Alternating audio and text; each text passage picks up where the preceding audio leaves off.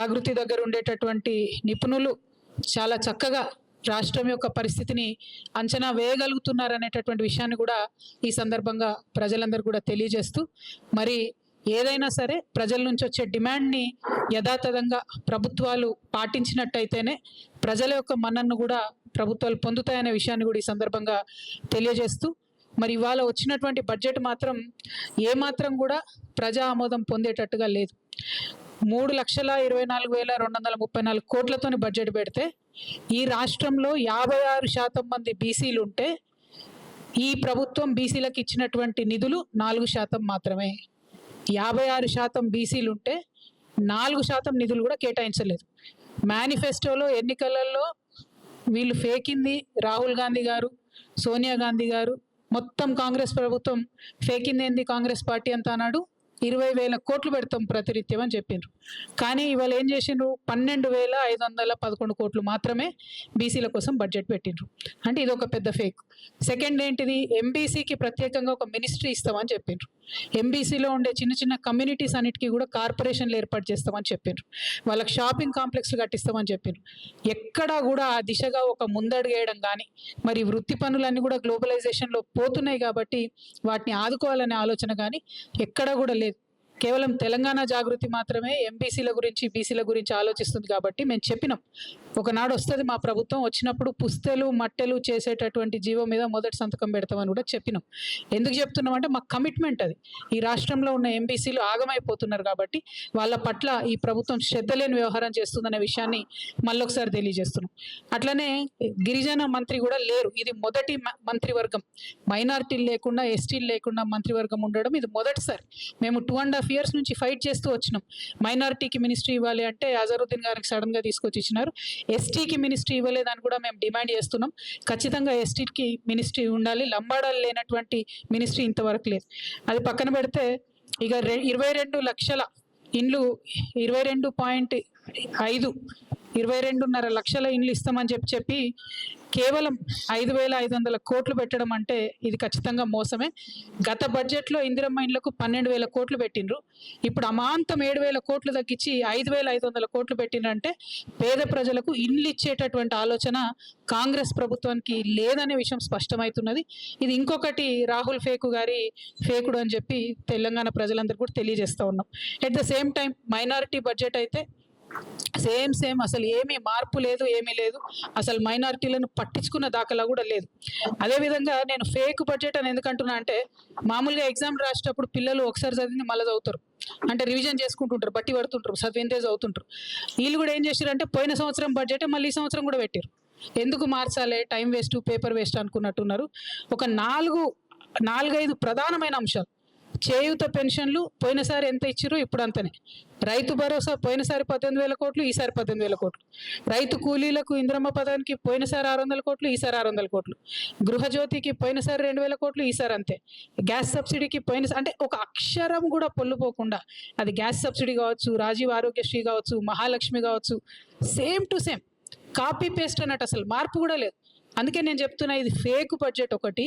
2 vision budget కాదు, ఇది vision ఉన్న బడ్జెట్ కాదు, ఇది రివిజన్ బడ్జెట్. కేవలం రివిజన్ చేసుకుంటారు, బట్టి కొట్టినట్టు. అంత దారుణంగా ఉంది ఈ బడ్జెట్. అదేవిధంగా మరి ముఖ్యమంత్రి గారు మొన్న 2.5 గంటలు మాట్లాడినారు అసెంబ్లీలో.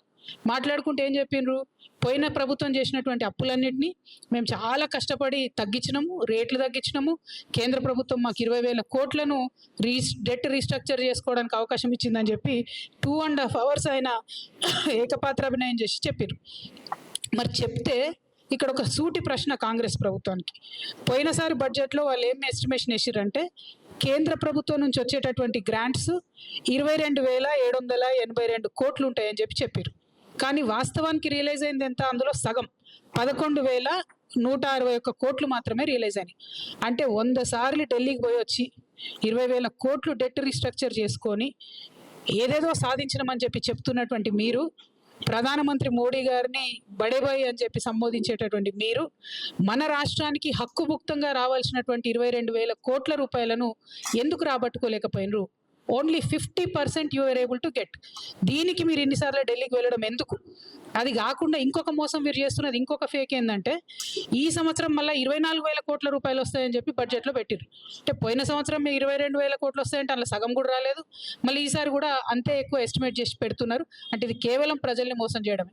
ఇంకొక మాట మేము అడుగుతా ఉన్నాం, మీరు ఇన్నిసార్లు ఢిల్లీకి పోయి వచ్చి ఇన్నిసార్లు ప్రధానమంత్రి గారితో మాట్లాడి ఎందుకు ఒక్కనాడు కూడా బీసీల గురించి మాట్లాడతలేరు? ఎందుకు ఒక్కనాడు కూడా పెండింగ్ ఉన్న బీసీ బిల్లు గురించి మాట్లాడతలేరు? అఖిల పక్షాన్ని తీసుకెళ్తామన్న హామీ ఏమైంది? అంటే దేనికోసం పోతున్నారు మీరు అనేటటువంటి ప్రశ్న మాత్రం ఇలా తెలంగాణ ప్రజల్లో వస్తుందని ఈ సందర్భంగా చెప్తా ఉన్నాం. అట్లనే ఇక ఓవరాల్గా బడ్జెట్ మేనేజ్మెంట్ గురించి చూసినట్టయితే చాలా చాలా వైరుధ్యాలు ఉన్నాయి. ఒకటి, రెవెన్యూ సర్ప్లస్ని చాలా ఎక్కువగా వేసి చూపించినారు. 6,857 crores ఉందని చెప్పిండ్రు. లాస్ట్ టైం కూడా అట్లనే రెవెన్యూ సర్ప్లస్ మా దగ్గర 2,700 కోట్లు ఉందని చెప్తే చివరికి వచ్చి 591 కోట్లు మాత్రమే ఉంది. ఈసారేమో దానికి మూడింతలు పెంచి 6,800 కోట్లు ఉందని చెప్తా ఉన్నారు. ఈసారి కూడా లాస్ట్కి వచ్చేసరికి మళ్ళీ ఏమీ ఉండదు. అంటే ఇది కంప్లీట్లీ ఫేక్ ఫ్యాబ్రికేటెడ్ బడ్జెట్ అన్నది మాత్రం చాలా చాలా క్లారిటీగా అర్థమవుతుంది. ఇక ఇవన్నీ ఒక ఎత్తు అయితే ముఖ్యమంత్రి గారు FRBM పరిధిలో తీసుకున్న అప్పులు 5,62,363 కోట్లు. అదేవిధంగా వివిధ కార్పొరేషన్ల ద్వారా ఈ కాంగ్రెస్ ప్రభుత్వం తీసుకున్నటువంటి అప్పులు 3,01,835 కోట్లు. అంటే మొత్తం కలిపి 8,64,198 కోట్లకు ఈ రాష్ట్రం యొక్క అప్పు చేరుకున్నది. ప్రజలందరూ దయచేసి గమనించి వినాలి. 8,64,198 కోట్లకు చేరుకున్నది. అంటే ఒక్కొక్క వ్యక్తి మీద ఈ రాష్ట్రంలో 2,16,000 రూపాయల అప్పు ఉన్నది. ఒక్క మనిషి మీద నెత్తికి 2,16,000 అప్పు ఉంది. ఒక ఇంట్లో 4 ఉంటారు అనుకుంటే ప్రతి కుటుంబం మీద 9 లక్షల రూపాయల అప్పు ఈ కాంగ్రెస్ ప్రభుత్వం మన నెత్తి మీద పెట్టిందనే విషయాన్ని మేము చాలా చింతిస్తూ చెప్తున్నాం. మరి అప్పు తీసుకొచ్చిండ్రు, కనీసం ఏమైనా ఉద్యోగులకు పెన్షన్లు ఇచ్చిండ్రా? పోనీ కనీసం తులం బంగారం ఇచ్చే పథకాలు ఏమైనా ₹1 ఇచ్చిండ్రా? పోనీ 6 గ్యారెంటీల మీద ఏమైనా పెట్టిండ్రా? పోనీ స్కూటీలు, ముఖ్యమంత్రి గారు నిన్నగాక మొన్ననే చెప్పారు స్కూటీలు ఇస్తామని చెప్పి, కానీ బడ్జెట్లో మాత్రం కనీసం స్కూటీలు లేదు. అంటే ఈ ముఖ్యమంత్రి చెప్పేది ఉప ముఖ్యమంత్రి గారు బడ్జెట్లో పెడతలేరు అని అర్థం. మరి వాళ్ళిద్దరికి శృతి లేదు మతి లేని వ్యవహారమా, లేకపోతే రాష్ట్రాన్ని ఎట్లా పరిపాలించాలో అర్థం కాని వ్యవహారమా, లేకపోతే రాహుల్ గాంధీ గారు ఆడ కాన్స్టిట్యూషన్ పట్టుకొని ఫేకినట్టు ఇక్కడ బట్టి గారు అసెంబ్లీలో బడ్జెట్లో ఫేకినరా అన్న విషయం మాత్రం తెలంగాణ ప్రజలు ఆలోచించేటటువంటి సందర్భం. మీ అందరికీ తెలిసిన విషయమే. మరి ఉద్యోగాలకు సంబంధించి మేము డిమాండ్ చేస్తూ వచ్చినాం. ఖచ్చితంగా మీరు ఉద్యోగులకు సంబంధించి 2 లక్షల ఉద్యోగాలు ఇస్తామని చెప్పినారు. వాటికి సంబంధించి డబ్బులు రిలీజ్ చేయండి, వాటికి సంబంధించి బడ్జెట్ పెట్టండి అని చెప్పినాం. కానీ రాష్ట్ర ప్రభుత్వం కనీసం దాని మీద శ్రద్ధ పెడతలేదు. సో ఈరోజు ఒక సర్వే వచ్చిందండి. ఈ సర్వే పేరు స్టేట్ ఆఫ్ వర్కింగ్ ఇండియా. అంటే పని చేస్తున్నటువంటి వాళ్ళు, ఎంప్లాయిడ్ ఉన్నటువంటి వాళ్ళ పరిస్థితి కోసం దేశవ్యాప్తంగా అజీం ప్రేమ్జీ యూనివర్సిటీ చేసిన సర్వే. దీంట్లో ఏమొచ్చిందంటే ఎంత దారుణం అంటే ప్రతి 4 డిగ్రీ చేసినటువంటి తెలంగాణ బిడ్డలలో, మగపిల్లలలో 4 డిగ్రీలు చేస్తే ఒక్కరికి మాత్రమే ఉద్యోగం ఇవ్వగలుగుతున్నాం. ఆడపిల్లలలో డిగ్రీ చేసిన ఇద్దరు ఆడపిల్లల్లో ఒక్కరికి మాత్రమే ఉద్యోగం ఇవ్వగలుగుతున్నాం. అంటే విమెన్లో అన్ఎంప్లాయ్మెంట్ శాతం 50% ఉంది, మగపిల్లల్లో అన్ఎంప్లాయ్మెంట్ శాతం 28% ఉంది రాష్ట్రంలో. ఇది కంపారిటివ్లీ వేరే రాష్ట్రాలకు కాంగ్రెస్ ప్రభుత్వాలు ఉన్న కర్ణాటకలో చూసుకున్నా కూడా మహిళల అన్ఎంప్లాయ్మెంట్ ఓన్లీ 20% ఉంది, మగవాళ్ళ అన్ఎంప్లాయ్మెంట్ ఓన్లీ 22% ఉంది. అంటే ఇంత పెరుగుతున్నాము, తెలంగాణ రైజింగ్ అంటే నేను ఎలానో అనుకున్నా, కానీ అన్ఎంప్లాయ్మెంట్లో మాత్రం సూపర్ రైజింగ్ ఉన్నది. దీనికి మాత్రం కాంగ్రెస్ ప్రభుత్వానికి, రాహుల్ గాంధీ గారికి కంగ్రాచులేషన్స్ చెప్తా ఉన్నా. ఎందుకంటే మీరు వచ్చి అశోక్ నగర్లో ఫేకిను రాహుల్ గాంధీ గారు, మిమ్మల్ని ఇయాలటి నుంచి మా హైదరాబాద్లో సలీం ఫేకు అని ఉంటాడు. ఆయన సినిమాలలో మస్తు నవ్విస్తాడు మనందరిని. హైదరాబాదీ స్లాంగ్ని, హైదరాబాదీ ఫేకుని, ఆ కామెడీని ఆయన మొత్తం ఇండియా వైడ్ పాపులర్ చేసింది. కానీ ఇయాలటి నుంచి మాత్రం మా తెలంగాణ అశోక్ నగర్కి వచ్చి ఫేకినందుకు రాహుల్ గాంధీ గారికి రాహుల్ ఫేకు అని నామకరణం చేస్తున్నాం మేము. కానీ మీరు మా సలీం ఫేకు గారికి సరిపోరు. ఆయనేమో మమ్మల్ని చాలా నవ్విస్తాడు, మీరు మాత్రం మమ్మల్ని ఏడిపిస్తున్నారు. నిరుద్యోగ సమస్యలు ఇంత దారుణంగా ఉంటే ఇక ఎందుకు ఫేకు అంటున్నా అన్న విషయం మళ్ళీ ఒకసారి ప్రూఫ్ చేస్తాను నేను ఇప్పుడు మీకు. ఇది రాష్ట్ర ప్రభుత్వం యొక్క, నేను ఇప్పుడే స్క్రీన్ షాట్ తీసుకొని వచ్చిన ప్రెస్ మీట్ పెట్టే ముందు, స్కిల్ డెవలప్మెంట్ యూనివర్సిటీ యొక్క వెబ్సైట్. ఇక్కడ ఏం రాసింది పట్టుకోతాం, ఇక్కడ ఏం రాసిండ్రు వీళ్ళు, 68,000 మంది, ఇక్కడ ఎల్లోలో కనబడుతుంది, 68,000 మంది ఎన్రోల్ అయినరని రాసిండ్రు. సరే పోనీ కరెక్టా కాదా అని చెప్పి ఫోన్ చేసినాం అదే స్కిల్ యూనివర్సిటీకి. వాళ్ళు చెప్తున్న లెక్కలేంది 920 మంది మాత్రమే ఎన్రోల్ అయినరని యూనివర్సిటీ వాళ్ళు చెప్తున్నారు. వెబ్సైట్లో ఈ బట్టి గారి ఫేకుడు ప్రచారం ఏంది అని అంటే, ఎందుకు బట్టి గారి పేరు చెప్తున్నా అంటే, ఈయన 3 పారాగ్రాఫ్లు చెప్పారు ఈరోజు బడ్జెట్లో బట్టి గారు. స్కిల్ యూనివర్సిటీ ఇట్లా, స్కిల్ యూనివర్సిటీ అట్లా, దీనివల్ల ఇట్లయితుంది అట్లయితుంది అని చెప్తే నేను ఎంతగానో పైసలు ఇచ్చిండో బట్టి గారు అనుకున్నా. పుట్టి మాటలే ₹1 కూడా ఇలా స్కిల్ యూనివర్సిటీకి. అక్కడ స్కిల్ యూనివర్సిటీలో పనిచేసే వాళ్ళే చెప్తున్నారు మాకు డబ్బులు లేవు, చాలా దారుణమైన పరిస్థితి ఉంది కాబట్టి ఇట్లా ఫేక్తున్నామని చెప్తున్నారు. నేను డిమాండ్ చేస్తున్నా, రాష్ట్ర ప్రభుత్వం ఈ మిస్లీడింగ్ ఇన్ఫర్మేషన్ తొలగించాలి వెబ్సైట్ నుంచి. 68,000 people are not enrolled in skill university, only 920 people are enrolled. ఇది మీరు మార్చకపోతే మాత్రం మంచిగా ఉండదు. దయచేసి తప్పకుండా మార్చాలని చెప్పి నేను ప్రభుత్వాన్ని డిమాండ్ చేస్తున్నాను. అందుకని బట్టి గారు ఫేక్తున్నారని చెప్తున్నాను, నేను ఉట్టిగా చెప్పడం లేదు. ఇంకో బాధాకరమైన విషయం ఏంటి అని అంటే, కంప్లీట్గా ఈ రాష్ట్రంలో ప్రజల యొక్క ఆహారానికి సంబంధించి ఏమాత్రం కూడా ఈ ప్రభుత్వం శ్రద్ధ పెడతలేదనడానికి న్యూస్ మీటర్ అనేటటువంటి సంస్థ మొన్న పార్లమెంట్లో వచ్చినటువంటి ఆన్సర్ తీసుకొని మొత్తం కూడా ఒక ఆర్టికల్ వేయడం జరిగింది. మనకన్నా చండీగఢ్ పాపులేషన్ 40 లక్షలు, తెలంగాణ పాపులేషన్ 4 కోట్లు.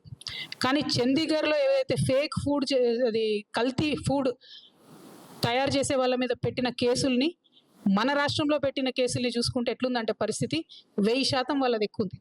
మన దగ్గర పోయిన సంవత్సరం అంటే 2024-25లో ఒక్కటే ఒక కేసు పెట్టారు, ఫుడ్ మంచిగా లేదని చెప్పి, కల్తీ ఫుడ్ అని చెప్పి. అది కూడా ఓన్లీ హైదరాబాద్ సెంట్రిక్. నేను ఇవాళ ప్రభుత్వాన్ని డిమాండ్ చేస్తున్నా, హైదరాబాద్ సెంట్రిక్ కాదు, తెలంగాణ వ్యాప్తంగా కల్తీ జరుగుతుంది. అది నూనె కావచ్చు, పప్పు కావచ్చు, ఉప్పు కావచ్చు, కారం పొడి కావచ్చు, పసుపు కావచ్చు. ప్రజల ఆరోగ్యంతో చెలగాటమాడుతున్నారు. దయచేసి రాష్ట్రమంతా శ్రద్ధ పెట్టండి. ఫుడ్ కమిషన్ నిద్రపోతున్నది, మేల్కోండి. దయచేసి కేసులు పెట్టండి. ఒకటే ఒక కేసు పెట్టిరు మొత్తం మొన్న ఇయర్లో. భయం అనేది లేకుండా పోతుంది. ప్రజల ఆరోగ్యంతో చెలగాటమాడుతున్నారు కాబట్టి ఈ బడ్జెట్లో కూడా మరి మంచి ఆర్గానిక్ ఫార్మింగ్కి సపోర్ట్ చేస్తామని ముందు చెప్పిండ్రు, ఇప్పుడైతే చెప్పలేదు. అందుకనే ఈ మధ్యలో ఈ విషయాన్ని కూడా నేను చెప్తా ఉన్నాను. ఇక దీంతో పాటు ఇంకొక విషయం కూడా చెప్పాలి. 1 కోటి మంది మహిళలను కోటీశ్వరులు చేస్తామని చెప్పి పదే ముఖ్యమంత్రి గారు చెప్తా ఉంటారు. అయితే ఆ సెర్ప్ వ్యవస్థలో, ఆ సెల్ఫ్ హెల్ప్ గ్రూప్స్లో స్త్రీనిధి అనేటటువంటి ఒక ఆర్గనైజేషన్ కూడా ఉంటుంది. ఆ స్త్రీనిధి సపరేట్గా మహిళల కోసం కోఆపరేటివ్ ఏర్పాటు చేసి 2011లో ఏర్పాటు చేశారు.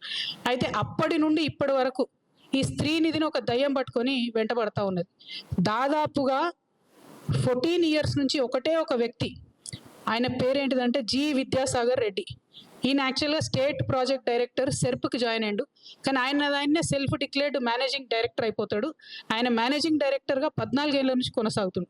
58 సంవత్సరాలు పైబడినటువంటి వ్యక్తిని కొనసాగించరాదని ఆర్బీఐ చెప్పినప్పటికీ కూడా ఆయన అట్లనే కొనసాగుతాడు. ఆయన ఎవరేమన్నారు. ఎందుకంటే ఎర్రవల్లి దయాకర్ రావు గారు అప్పుడు గ్రామీణ శాఖ మంత్రిగా ఉన్నప్పుడు, రూరల్ డెవలప్మెంట్ మినిస్టర్ ఉన్నప్పుడు డైరెక్ట్గా ఎర్రవల్లి గారి ట్రస్ట్కి సిఎస్ఆర్ ఫండ్స్, ఈ స్త్రీనిధి నుంచే సిఎస్ఆర్ ఫండ్స్ ఆయన ట్రాన్స్ఫర్ చేసి అప్పుడు బీఆర్ఎస్ గవర్నమెంట్లో మేనేజ్ చేసుకున్నాడు. ఇప్పుడు కాంగ్రెస్ గవర్నమెంట్లో కూడా అదే కొనసాగుతున్నది. కాంగ్రెస్ గవర్నమెంట్లో కూడా అందరూ ఉద్యోగులు పదే కంప్లైంట్ చేస్తే కూడా ఒక ఎంక్వైరీ కమిషన్ వేసిరు. దాని పేరు ఏంటంటే జీవో నంబర్ 523 ఎంక్వైరీ కమిషన్ వేసిరు. ఇంతవరకు ఆ ఎంక్వైరీ కమిషన్ ఏమైందంటే సీతక్క గారు మాట్లాడతలేరు. నిన్న కూడా సీతక్క గారు ఈ విద్యాసాగర్ రెడ్డి అనేటువంటి పక్కన కూర్చోబెట్టుకొని మేము మహిళలను కోటీశ్వర్లు చేస్తామంటే ఈయన మింగుతున్నాడు అమ్మ పైసలన్నీ, ఈయన ఇబ్బంది పెడుతున్నాడు. అట్లా కాదు, దయచేసి ఆ వ్యక్తిని మొదలు తొలగించండి. ఎందుకంటే ఈయన ఏం చేస్తుండంటే ఆయన మొత్తం ప్యానెల్ అందరినీ కూడా ఎగ్జిక్యూటివ్ డైరెక్టర్, ఈ డైరెక్టర్ అని చెప్పి లక్షలలో వాళ్ళకి జీతాలు ఇచ్చి ఎస్సీ, ఎస్టీ, బీసీ మహిళలందరినీ కూడా 737 మంది ఎంప్లాయీస్ ఉండే స్త్రీనిధిలో, ఇప్పుడు 270 మంది మిగిలినరు. అందరినీ కూడా ఆయన తీసేసుకుంటూ వస్తున్నాడు. అన్ని రకాల రూల్స్ కూడా ఫ్లౌట్ అయిపోతూ ఉన్నాయి. దీన్ని ఖచ్చితంగా మీరు ఈ విద్యాసాగర్ రెడ్డి అనే వ్యక్తిని మీరు తొలగించాల్సిందే. ఆ స్త్రీనిధిలో జరుగుతున్నటువంటి అక్రమాలను ఖచ్చితంగా బయట పెట్టాల్సిందే. 523 జీవో ఎంక్వైరీ ఏమైందో కూడా సీతక్క గారు చెప్పాల్సిందే. మీరు చెప్పకపోతే మరి ఎర్రబల్లి గారికి ఎట్లయితే అండర్స్టాండింగ్ ఉండేనో మీకు కూడా ఉంటుందని అనుకోవాల్సి వస్తుంది. సీతక్క మంచిది, నాకు తెలిసి అట్లా చేయదు. కాబట్టి తొందరగా విద్యాసాగర్ రెడ్డిని తొలగిస్తారని చెప్పి నేను మనస్ఫూర్తిగా నమ్ముతా ఉన్నాను. ఇక చివరి విషయానికి వస్తే, ఈ ప్రభుత్వం ఈ బడ్జెట్ మొత్తంలో కూడా ఎక్కడ విజన్ చూపించలేదు, 6 గ్యారెంటీల విషయం చూపించలేదు. బయట నుండి తెచ్చినటువంటి అప్పులేమో కుటుంబానికి 9 లక్షల రూపాయల అప్పు మన మీద మోపుతా ఉంది. కానీ సింగరేణికి ఇవ్వాల్సినటువంటి 50,000 కోట్ల అప్పు కడతలేరు, జెన్కోకి ఇవ్వాల్సిన అప్పు కడతలేరు, ట్రాన్స్కోకి ఇవ్వాల్సిన అప్పు కడతలేరు. వీటన్నిటి దగ్గర 50,000 కోట్లు అంటే 1,50,000 కోట్లు ప్రభుత్వమే ఈ సంస్థలకు ఇవ్వాలి. ఆ అప్పు తక్షణమే చెల్లించాలి. సింగరేణి సంస్థ దానంతట రన్ అవ్వాలి. ట్రాన్స్కో జెన్కో హెల్తీగా ఉండాలని చెప్పి నేను డిమాండ్ చేస్తూ ఉన్నాను. ఇక మూసీకి అందరూ వ్యతిరేకించే మూసీకి, ప్రపంచ బ్యాంకు నుంచి అప్పు తెచ్చుకునే మూసీకి 1,500 కోట్లు పెట్టుకున్నారు. యంగ్ ఇండియా స్కూల్స్ ఎక్కడైతే కమిషన్లు వస్తాయో ఆ స్కూళ్ళకు 5,000 కోట్లు పెట్టిండ్రు. నేను ఒకటే ప్రశ్న ఇస్తా ఉన్నా సూటిగా ఈ ప్రభుత్వాన్ని, రాహుల్ గాంధీ గారిని ప్రత్యేకంగా, మీరు ఏదైతే అశోక్ నగర్కి వచ్చి ఉద్యోగాలు వేస్తామని చెప్పారు కదా, కనీసం ఆ ఉద్యోగాల విషయం మాట్లాడకుండా, డిఎస్సి టీచర్స్ని రిక్రూట్ చేయకుండా, ఎస్సీలలో ఉన్న బ్యాక్లాగ్ పోస్టులు నింపకుండా, జాబ్ క్యాలెండర్ ఇవ్వకుండా, మీరు వేస్తామని చెప్పినటువంటి అవుట్సోర్సింగ్ కార్పొరేషన్ ఉద్యోగుల కోసం కార్పొరేషన్ వేయకుండా ఈ స్కూళ్ళు కట్టుకుంటే స్కూళ్ళలో పాఠాలు ఎవరు చెప్పాలి? మరి ఇప్పుడు ఉన్న టీచర్లు అయితే సరిపోరు, ఎక్కువ టీచర్లు కావాలి, డిఎస్సి వేయాల్సిందే. మరి ఎందుకు వేస్తలేరు? దేనికోసం ఆపుతున్నారు?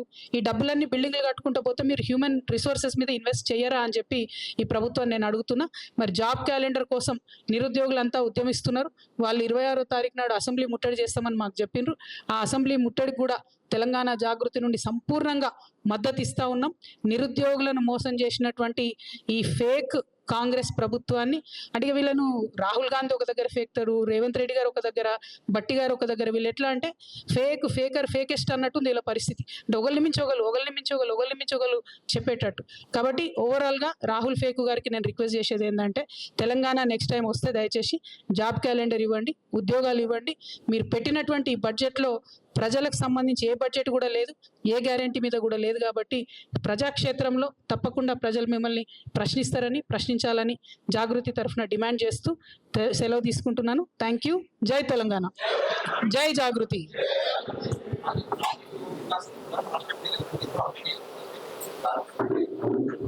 చెప్తున్నా కదా, అది కూడా సేమ్ థింగ్, ఓవరాల్ ఫేక్ అన్నట్టు. అందరికి ఇస్తాం, యూత్ అందరికీ మేము రాజీవ్ యువ వికాసంలో ఇస్తామని చెప్తే ఆడపిల్లలు మగపిల్లలు 16 లక్షల మంది అప్లై చేసుకున్నారు. కనీసం దాంట్లో సెలెక్షన్ క్రైటీరియా ఏందన్నా చెప్తలేరు. బ్యాంక్ లింకేజ్తోని లోన్ ఇస్తారా చెప్తలేరు, డైరెక్ట్ ఇస్తారా చెప్తలేరు, గ్రాంట్ ఇస్తారా లోనా చెప్తలేరు, పర్సెంటేజ్ చెప్తలేరు, వడ్డీ లేని రుణం ఇస్తామని మొదలన్నారు. మరి రుణమా గ్రాంటా ఏది కూడా చెప్తలేరు. కంప్లీట్లీ ప్రకటన చేయడం మానేయడం. నిన్నగాక మొన్న ఈ రాష్ట్ర ముఖ్యమంత్రి, అంటే ఆయన ఒక దగ్గర అన్నారు ముఖ్యమంత్రి గారు, నేను మాట్లాడితే అదే జీవో అన్నారు. మరి ఆయన అక్కడ మాట్లాడినేమని, నేను స్కూటీ ఇస్తా ఎలక్ట్రిక్ స్కూటీ అన్నాడు. రూపాయి వేటలే బట్టి గారు ఈ బడ్జెట్లో. అంటే ఏందన్నట్టు, ముఖ్యమంత్రి గారు ఎస్ అంటే బట్టి గారు నో అన్నట్టు ఉంది పరిస్థితి. మధ్యలో ప్రజలు ఏమైపోవాలి? డెఫినెట్గా ఇది fake budget, Congress fake budget, Rahul Gandhi గారి ఫేకు బడ్జెట్. దీన్ని మేము తీవ్రంగా నిరసిస్తూ ఉన్నాం. Thank you.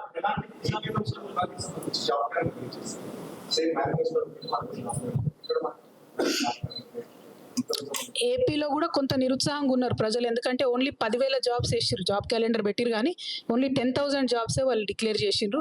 ఇక్కడేమో సంవత్సరానికి 2 లక్షల జాబ్స్ అన్నారు.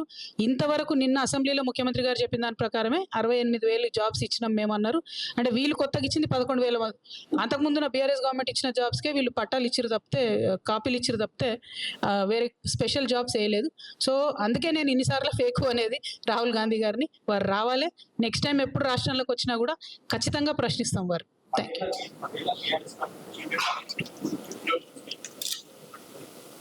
ఈ వెలుగు కాదు కానీ వెలుగుమట్ల బాధితుల పరిస్థితి చూసినాం కదా మనం. వీళ్ళన్ని కూల్చుడు తప్ప కాల్చుడు తప్పితే విషయం ఏం లేదు అక్కడ. మొత్తం అన్ని స్టేట్మెంట్లు ఒకరిని మించి ఒకరికి ఫేకుడు, ఒకరికి ఎక్కడ పేరు వస్తుందో అని ఇంకొకరు మాట్లాడడం, ఇంకొకరికి ఎక్కడ పేరు వస్తుందో అని ఇంకొకరు మాట్లాడడం తప్పితే అసలు విషయం అయితే ఏం లేదు బడ్జెట్లో. దారుణం ఏంటంటే, ఏ బీఆర్ఎస్ని అయితే మీరు అప్పు తెచ్చిరు అన్నారో అంతకన్నా ఎక్కువ అప్పు ఇప్పుడు వీళ్ళు తీసుకొచ్చిరు. కనీసం దీంతో ఒక డిసిప్లిన్ లేదు. ఎక్కడ ఇన్వెస్ట్ చేస్తున్నారు ఈ అప్పును, ఎక్కడ ప్రాజెక్ట్ కడుతున్నారు అంటే revenue expenditure only 50,000, sorry capital expenditure only 50,000 crores అని చెప్తున్నారు. అప్పు తెచ్చిందేమో దాదాపుగా 8 లక్షల కోట్లు. ఓన్లీ 50,000 కోట్లు ఈసారి మీరు క్యాపిటల్ ఎక్స్పెండిచర్ అంటే ఎట్లా తిరుగుతుంది ఎకనామిక్ ఇంజన్ అనేది? ఎట్లా తిరుగుతుంది అసలు పోనీ ఇన్ని తెచ్చుకొచ్చిండ్రా, ఇన్నిసార్లు విదేశాలకు పోయొచ్చిరా? ఎక్కడున్నాయి పెట్టుబడులు? Where is the industry? Industry ద్వారా వచ్చిన ఎంప్లాయ్మెంట్ ఏది? ప్రైవేట్ ఎంప్లాయ్మెంట్ లేదు. ఇప్పుడు ఆ సర్వే చూపిస్తుంది మన దేశంలో రైజింగ్ అంటే నేను చెప్తున్నా కదా, నిరుద్యోగంలో మాత్రం బరాబర్ రైజింగే ఉన్నాం. ఇలా నంబర్ 1 ఉన్నాం మనం. 50% అన్ఎంప్లాయ్మెంట్ విమెన్లో. దారుణం. ఆడపిల్లలు చదువుకునే తక్కువ, అలా సగం మందికి ఉద్యోగాలు వేయలేకపోతుంది ప్రభుత్వం. కాబట్టి వాళ్ళ ప్రయారిటీస్ అయితే కరెక్ట్ లేవు. రాష్ట్రాన్ని యొక్క ప్రగతిని ముందుకు తీసుకెళ్లే విధంగా అయితే లేవన్నది మాత్రం స్పష్టంగా అర్థమవుతుంది.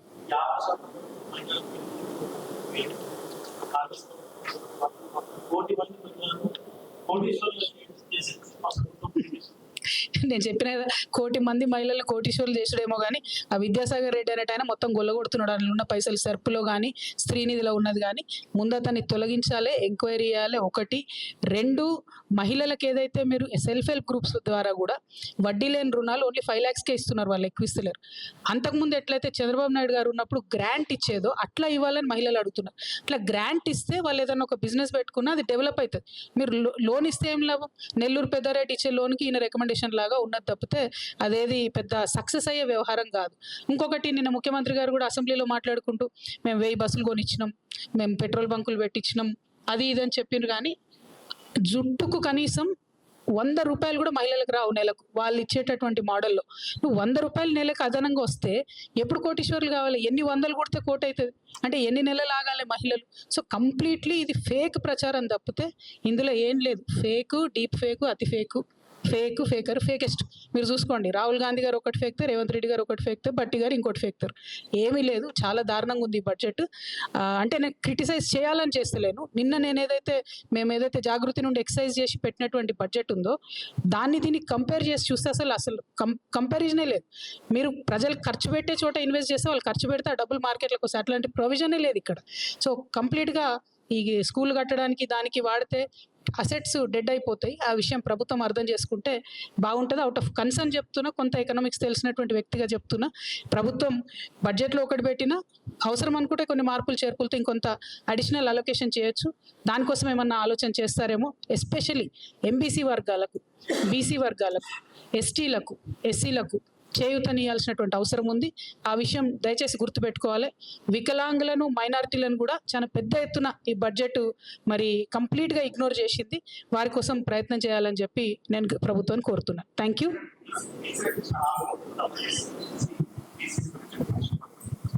అది ఇంకొక 1 more ఫేక్ యాడ్. సో అంటే చెప్తున్నా కదా, వాళ్ళు ఎవరు ఏం స్టేట్మెంట్ చేస్తారో పోలిక లేదు, పొంతన లేదు. అక్కడ ఢిల్లీలో ఒకటి చెప్తారు, దిగే వరకు ఇంకోటి చెప్తారు. ఢిల్లీకి పోయే ముందు ఓన్లీ పదవులు మాత్రం పర్ఫెక్ట్గా తెచ్చుకుంటున్నారు వాళ్ళ కోటరీకి తప్పితే ప్రజలకు పైసలు అయితే తెస్తలేరు, పనులు అయితే చేస్తలేరు. అది వాస్తవం, ఆన్ ద గ్రౌండ్ అర్థమవుతుంది. Thank you.